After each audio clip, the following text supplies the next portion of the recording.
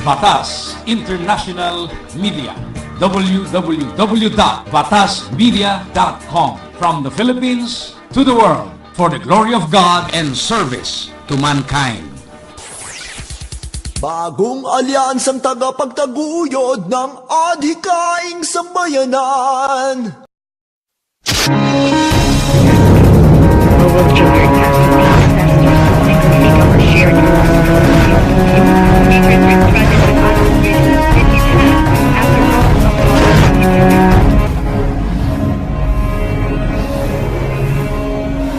Better Globe is all about putting the green back in our environment while helping lives get better. I would like to also explain a little bit what Better Globe Group is doing. There are several companies. Some is in Norway, and some will be in Kenya, Uganda, in Tanzania, Sudan, and Ethiopia, which are the 5 countries in East Africa which we are going to work on in the years to come. We have huge goals, and we're going to break world records. Na tutafanya kazi nao tupande hiyo 5 billion trees and even more, because that is a way to improve even the weather condition. Uplifting lives in the African continent through job generation, education, and overall countryside transformation. And all is because of one product, trees. Philippine personality and lifestyle philanthropist Mystica, with the blessing of Better Globe CEO Rena Solberg, has taken up the company's vision and cause and aptly named the movement Better Globe, Better Philippines. The Philippines figured itself in international news in what are known to be nature's worst disasters and humanity's greatest tragedies. The Ormoc flash flood of 1991, Ginsagon landslide of 2006, and Typhoon Ondoy flooding of 2009. All this had strong ecological roots. The Philippines not only needs to get itself out of the red and fight economic poverty, but into the green movement. The Better Globe, Better Philippines program is unique because it doesn't ask you to give away your money. It asks you to support, to plant trees and make a difference. By literally growing your money on trees, backed by both a solid financial model and solid forestry experts, you become a stakeholder, not just of the Philippines and Kenyan environment, but the many millions of lives that you can exponentially help in the next 15 years and beyond. But that is not all. Other specific beneficiaries for every 1,000 pesos donations goes to the Social Civic Anchor Club in the Philippines and even persons with disabilities. 2 countries, 1 goal. Reforestation for the most part has become an abstract motherhood and often unreal statement. This time the results can be quantifiable and the outcome can be planet-saving, life-changing, and so we start 1 country at a time for the next 15 years. It's going to be Kenya and the Philippines.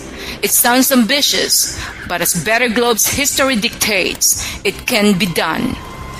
Better Globe, Better Philippines has 1 product, trees, and 1 goal, better lives. Be part now of the green revolution. Hello and welcome to Better Globe Power. And once again, this is Mystica. I am here to enforce a mission, and I have to do everything in my power to be able to make this possible. How do you feel when you saw the Better Globe farm? Well, first of all, I've seen them all on videos and stuff, but the moment I came here and see the reality of it, it's quite different. I was more impressed and I became more interested and more excited because, of course, I know that Better Globe is something that is really under the control of the experts, meaning everybody who's involved in Better Globe are all people that everybody can really trust. And that's the reason I'm here, because if I didn't trust this Better Globe, I wouldn't be here in the first place.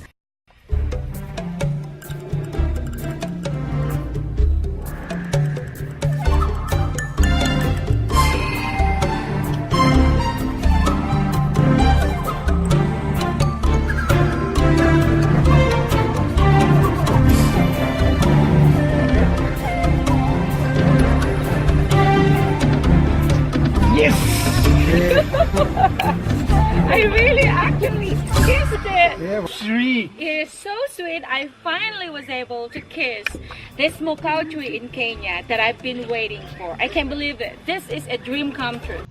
Okay, ladies and gentlemen, I'm back once again to the Better Globe Power. I'm so glad that we were able to convince Better Globe that they are going to donate for every tree that's going to be sold from us, and then he's going to give a donation equivalent to 1 tree also to be planted by Legarda or the University of the Philippines. So it's either way later. Okay, the company was founded in 2004 by Rina Solberg, Norway, as I've already introduced to you. And of course, that's him. And Jean-Paul de Prince, he's from Belgium, and he's also the managing director of Better Globe Forestry. And I was able to be there, and I was able to meet all these people. Jan van den Abella is Belgium executive director. And he's actually considered as one of the top foresters in Africa within tropical forestry. Not only in Kenya po, he's also considered as one of the top in the world. Okay, partners, are we going to be safe with this Better Globe? Well, I can show it to you because we have great relationship with the governments and ministries in Kenya and Uganda. Kenyan Forestry Research Institute, and there are the specialists on pest diseases and insects on vegetation. Okay, if you have doubts, you don't have to have doubts anymore because you know that Kenyan government is actually involved here. Okay, Kenya Forestry Service providing local contacts at district level, University of Ghent in Belgium, research project for cloning trees. They're going to have Belgium people who can actually propagate just one leaf into millions of seedlings with the power of science. So Kenya, okay. This is actually a big rock. Surrounding po ng rock na yan, my God. So it's all empty. So we really have to do something. In 20 years' time, if I could come back again in Kenya and I can see, nothing is impossible. Because of the experts, they were able to let them know how can they actually use this through this forestry. How the tree planting works. Right now, they were given their own places to live. At ito mo mismo ang plantation. Before, they didn't have any job. They didn't have any income at all. But because of Better Globe, they were given some jobs. And all these are the male farmers. And through them, they were given free water. All right. And of course, I have mentioned you about microfinancing. Can we just go and ask for any money for us to get some capital? But through Better Globe, they were able to give them some income through microfinancing. And of course, male farmers, they have their job right here. They're going to be given some crops, okay, at least any food crops they could ever plant or whatever. But then, yung mga kids, they were given some schools. That's why, as an example, we have Child Africa, and when I was there are also some schools right there being sponsored by Better Globe. So I was very lucky to really witness all those things. They have the way to eradicate poverty in Kenya or Africa. Why can't we do it here as well? By eradicating our own first. I was very lucky na I was able to sustain my income before millions and millions of pesos or whatever. Hanggang sa nag-invest ako. Anong in-invest ko? Mystica Rock Disco. Bad investment. This is a wake-up call. Alright? Alright, amen? Alright, amen. Okay, the question is, yung monthlies, where are they going to be going later? Of course, they're going to be building some factories. As you see, ladies and gentlemen, majority in this place or in your house is made out of wood. That's the real truth. Okay? Alright. Trees, the best solution. Better Globe trees increase in value for each day they grow. Based on experience and existing knowledge, we already know today the profit we can get on our trees over 20 years. The total area of forest has decreased by 50% since 1960. I was born 1968, so now I am 28 years old. Alright? More than 90% of the original forest in West Africa is lost. In Africa, only 1 tree is planted for every 28 trees that are cut. Hindi balanse. Of course, that's a real big problem, di ba? Okay, in June 2010, the Norwegian government paid 750 million euros euros to Indonesia to prevent from cutting rainforests. Wow. Huh? 750 million euros. Can you just give us that money? You Norwegians are so rich that you can just donate that money just to let them stop cutting the trees. Exactly. Why don't you just give to the pastors? That's according to Pastor Leo. Diba? Because they are so rich that they can actually have the power to just donate, just to preserve all these trees in the world. Money is not the solution. It doesn't matter if they're just keep on donating or whatever. That's not going to stop the problem. That's not the right solution. But right now, ladies and gentlemen, the solution is better go. Because of Mr. Reno Solberg, he just came up with an idea that in order to solve these kinds of problems, he wanted to plant billions of trees, 5 billion trees in 20 years. So I'm sure that God is going to use us, all of us, in order to solve this problem that we're facing right now. Forest experts have chosen this combination of trees to ensure high profit in early stage and even a greater return in the 20th year. Okay? Average CO2. Ano ba ang CO2? Ha? Carbon dioxide. Eh, in every tree, kinakapture na yun. And in return, nag-release po yun ng air. Fresh air.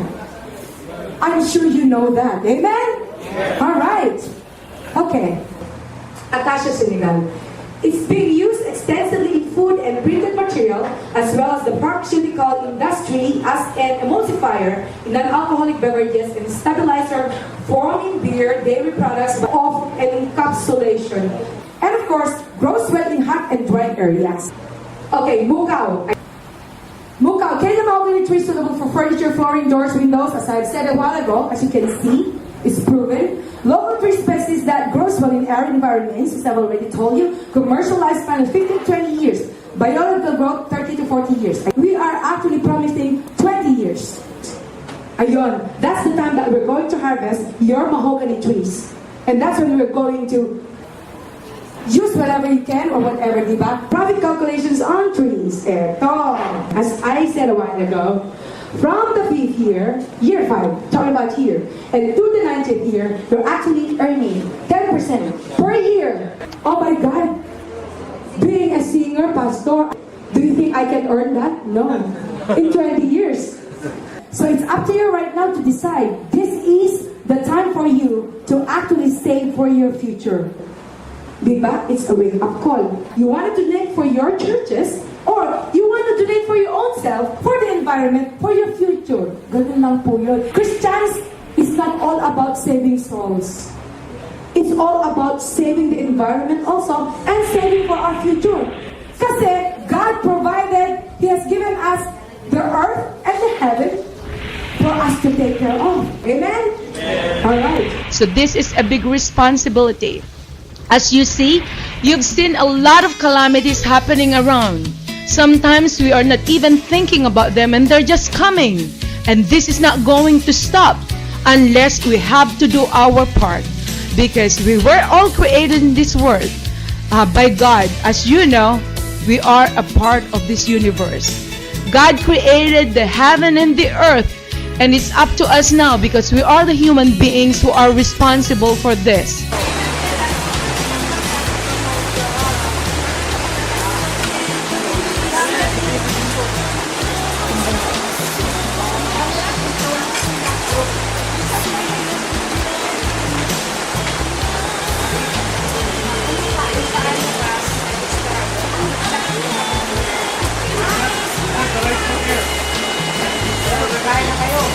Hindi mahogany. It's not only mahoganies kasi they have to plant other trees also. So that's where that 5% start on the 5th year is coming from. Kasi ang mahogany 20 years yun eh. Pero of course they have to plant different type of trees para kung ano yung income generated by those trees. So doon nagagaling yung binibigay na profit.